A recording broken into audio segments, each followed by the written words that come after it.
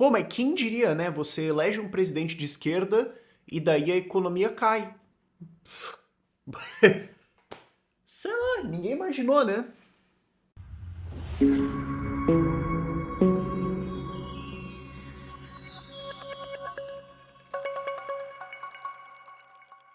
Os mais observadores entre vocês já estavam estranhando mesmo. Mas peraí, como é que é possível? Porque queda de arrecadação em vários meses seguidos, déficits vindo acima do esperado, arrecadação abaixo, gasto do Estado subindo, e também teve o problema nos municípios. Quem lembra disso, lembra. E foi um negócio que foi até muito pouco noticiado perante o tamanho do problema que era.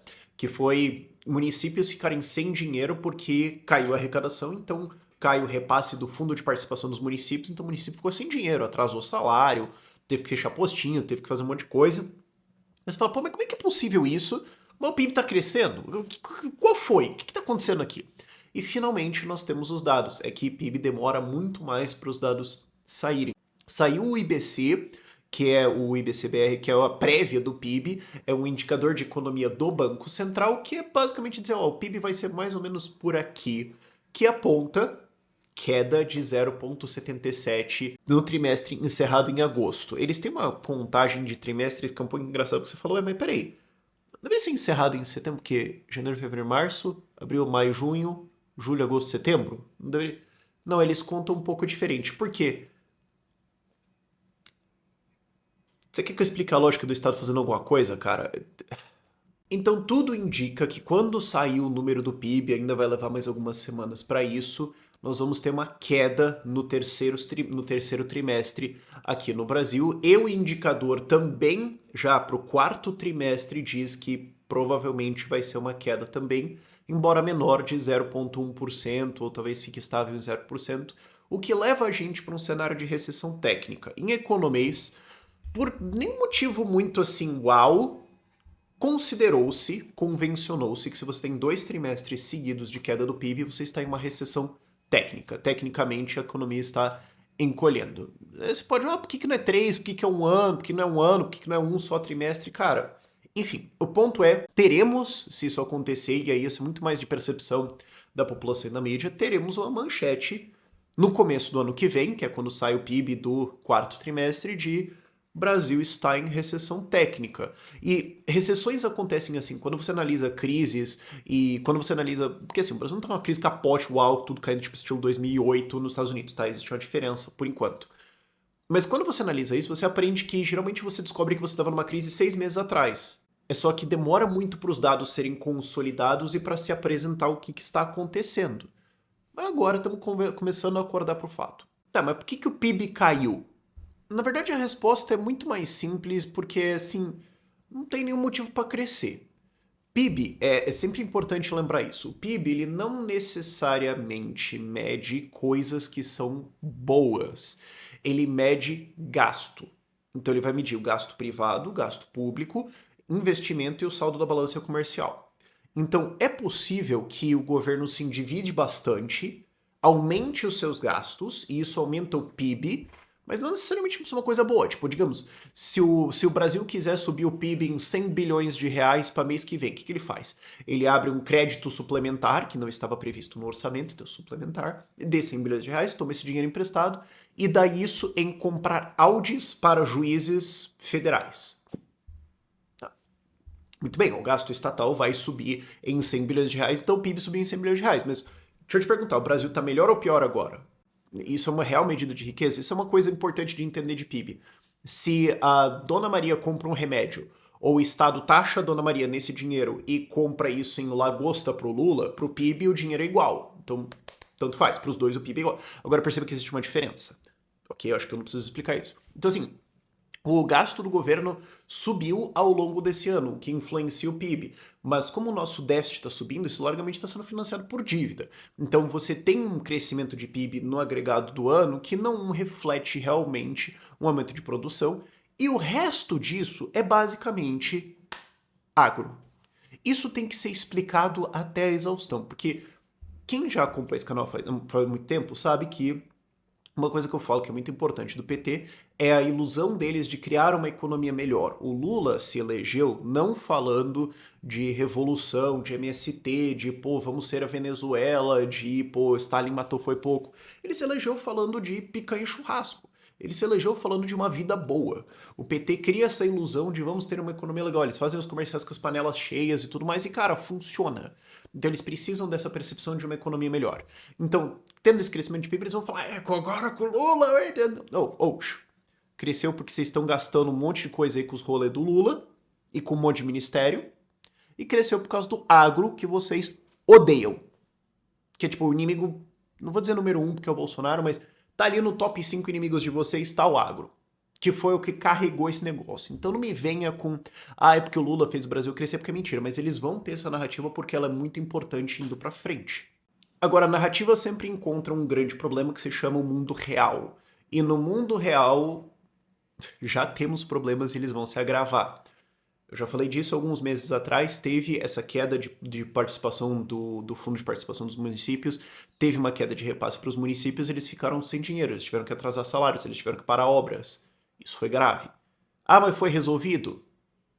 Sim e não. Como tudo na política brasileira, foi feito um garrancho ao longo de setembro e outubro, que foi aprovado recentemente, que é uma compensação, porque tudo culpa do Bolsonaro, né? Porque o Bolsonaro derrubou o ICMS dos combustíveis, e daí deu uma queda de repasses, então é culpa do Bolsonaro. E aí foi aprovado uma compensação de perdas do ICMS, etc. E dentro do negócio lá tem um aumento de fundo de participação dos municípios, tem dinheiro para os municípios. Daqui até 2026 vão ser repassados 27, 28 bilhões de reais para os municípios e estados de várias formas diferentes. O que é também um aumento de gasto, o que significa que vai ter maior déficit, o que significa que o governo federal vai ter que tomar mais dívida, o que significa também 27, 28 bilhões de reais de crédito disponíveis na economia, a menos porque o governo federal vai tomar isso emprestado para repassar. Então, esses quase 30 bi faltando de crédito na economia que não estariam faltando antes, certamente vão faltar na iniciativa privada para gerar empregos e renda. Então, como é que isso então vai gerar empregos e renda? E também como é que isso vai então pagar imposto? Não que eu esteja me doendo por o Estado não arrecadar imposto. Imposto é roubo, azar deles. Eu só estou falando, vai acontecer. Então isso vai ter uma queda de arrecadação, isso vai ter um impacto lá na frente. E nós já estamos tendo quedas agora. Então você fez um garrancho agora que resolve agora. Mas amanhã é 2024, é ano eleitoral. No fim desse ano serão votados vários aumentos para um funcionalismo, já estão sendo feitas obras para todo lado dos municípios, muitas vezes com dinheiro de dívida, municípios estão se endividando para fazer obras para tentar reeleger os prefeitos, para tentar reeleger os vereadores, para tentar fazer os seus sucessores. Isso não está calculado nesse garrancho agora. Então tudo indica que a gente pode estar na mesma situação em julho, agosto do ano que vem, com de novo falta de dinheiro, com de novo municípios com falta de caixa. E em 25 também, e em 26 também. O ponto principal aqui é que nós temos um ciclo. Não teve novo investimento no Brasil. O investimento no Brasil caiu no primeiro trimestre, no segundo trimestre subiu 0,1%, o suficiente para ser um erro estatístico. E em terceiro trimestre a gente não sabe, mas também não tem motivo para imaginar muito que seja, que tenha tido um aumento. E não tem medidas de atrair investimento no Brasil. Na verdade, são várias medidas de espantar investimento. Entre Lula, ministérios e o judiciário no Brasil fazendo o que faz, investimento está fugindo do Brasil. Então, se você não tem investimento, você não tem crescimento. Se você não tem crescimento, mas você tem crescimento da máquina pública, você vai ter déficit. E eventualmente você vira uma Argentina. A questão é meramente quando? Não sei. Não vira mais uma possibilidade, vira uma fatalidade. A questão é a data onde você vai ter que se encontrar com o mundo real. As consequências disso também políticas são o seguinte, como eu falei antes. Ano que vem é 2024. São eleições municipais.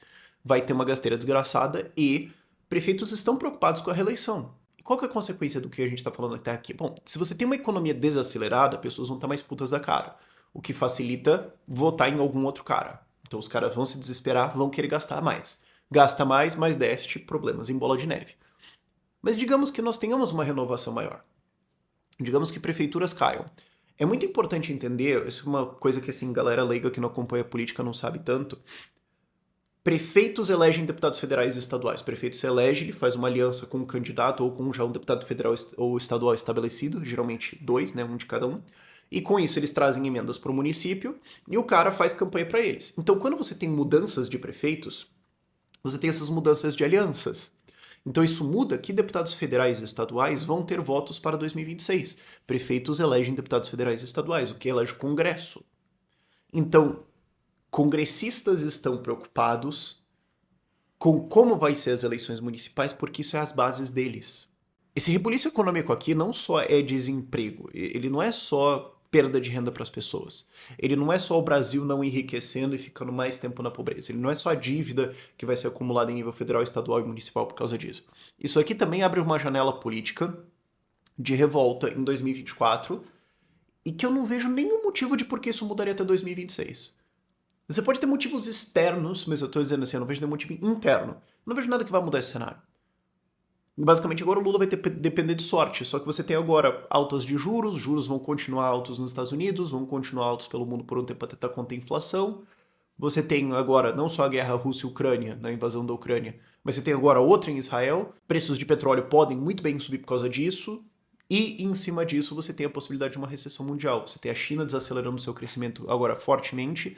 Eles anunciaram agora 4,9. Se você lembrar que mais ou menos um terço do PIB da China é puramente fraude, isso, na verdade, é um PIB de uns 3%. E, pelo jeito, isso é normalidade agora, então isso não puxa mais Brasil. Temos um problema instalado para o governo Lula. Não à toa, eles começaram recentemente a falar muito mais de segurança pública, não sei se você notou. As consequências disso vão ser de longo prazo, mas isso abre uma janela política no Brasil também. Como eu falei anteriormente, desempenho econômico é muito importante para a estabilidade do Lula, e ele não vai ter isso. O que me leva ao meu último ponto, que é o seguinte. Talvez, durante essa estagnação ou crescimentos pequenos do Brasil que sejam extremamente frustrantes, talvez, nós podemos ousar sonhar. Com a eleição de um Milei e a reforma de Argentina e um crescimento argentino, talvez os brasileiros falem: e se a gente for de Viva la Liberdade, carajos? Vai que. Por esse vídeo é isso.